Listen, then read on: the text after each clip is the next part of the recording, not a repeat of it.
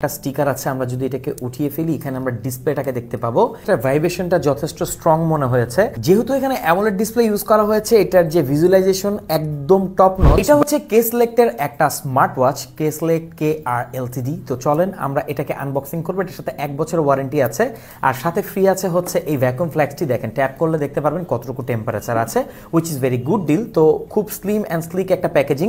কেসলেক্টের ওয়াচগুলো কিন্তু সবসময় বেস্ট হয়ে থাকে, নো ডাউট। এখানে আমরা একটা ম্যাগনেটিক স্ট্র্যাপ পাবো।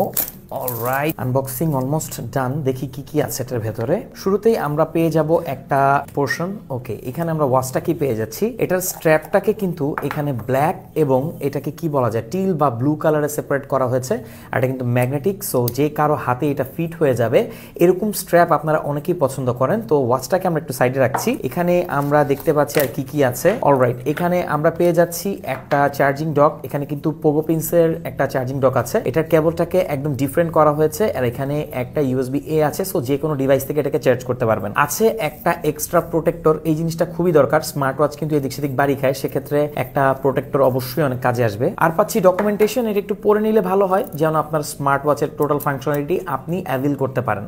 তো এই হচ্ছে ওয়াচ। ওয়াচের এই পার্টে একটা স্টিকার আছে, আমরা যদি এটাকে উঠিয়ে ফেলি এখানে আমরা ডিসপ্লেটাকে দেখতে পাবো। সম্পূর্ণ অ্যামোলেড ডিসপ্লে ইউজ করা হয়েছে, সো ভাইব্রেন্ট একটা আপনারা পারফরমেন্স পাবেন। এখানে দেখেন এটার যে ডেপথটা বেশি একটা বড় না। এখানে একটা স্পিকার আছে, কারণ এটা কিন্তু কলিং সাপোর্ট করে। এই পাশে আমরা 3টা নব দেখতে পাচ্ছি। চলেন এটাকে অন করে দেখি এটা ফাংশনালিটি এবং ইউআইটা কেমন। তো অন হয়ে গেছে, এটার ভাইব্রেশনটা যথেষ্ট স্ট্রং মনে হয়েছে।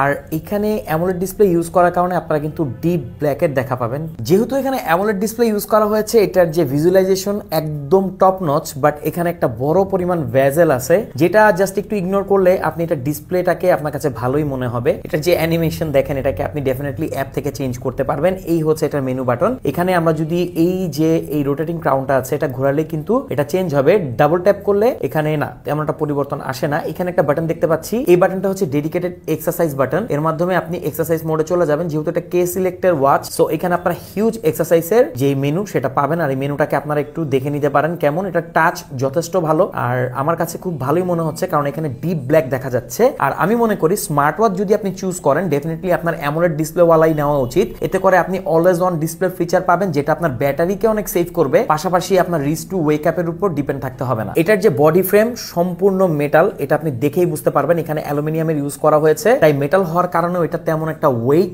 না। আর এখানে 3টা নব দেওয়া হয়েছে। এটা হচ্ছে হোম বাটন, আর এটা হচ্ছে তার যে রোটেটিং ক্রাউন সেটা, আর এখানে একটা ডেডিকেটেড এক্সারসাইজ বাটন দেওয়া হয়েছে। তো চলুন এটাকে আমরা এখন হাতে পরি। এটা কিন্তু ম্যাগনেটিক স্ট্র্যাপ, সো এটা যে কারো হাতেই হয়ে যাবে। আপনাকে কোনো চেঞ্জেস কিছু করতে হবে না, জাস্ট এভাবে হাতে পরবেন, এইভাবে দ্যাটস ইট। এটাকে আপনি আপনার পছন্দ মতো অ্যাডজাস্ট করতে পারবেন। এই ধরনের একটু টাইট করবো, অলরাইট, জাস্ট এটাকে একটু টাইট করে পড়লেই হবে। টাইট হয়ে গেছে। তো জিনিসটা এভাবেই কাজ করে। দেখি এখানে ওয়াচ ফেস কিভাবে চেঞ্জ করা যায়। অলরাইট, অনেকগুলো ওয়াচ ফেস আমরা এখানে দেখতে পাচ্ছি, প্রতিটাই মেবি অ্যানিমেশন।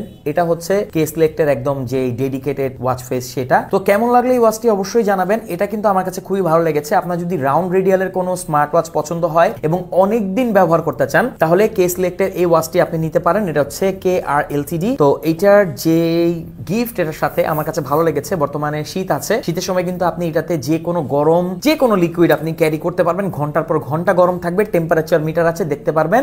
আর গরমের দিন আপনি ঠান্ডা কোনো কিছু রাখতে পারবেন। তো কেমন লাগলো ওয়াচটি অবশ্যই জানাবেন। ওয়াচের ব্যাপারে কোনো প্রশ্ন থাকলে কমেন্ট করে জানাতে পারেন। এটার বিস্তারিত একটা ভিডিও আনবো কিনা সেটার ব্যাপারেও আপনারা আমাদেরকে কিন্তু জানাতে পারেন।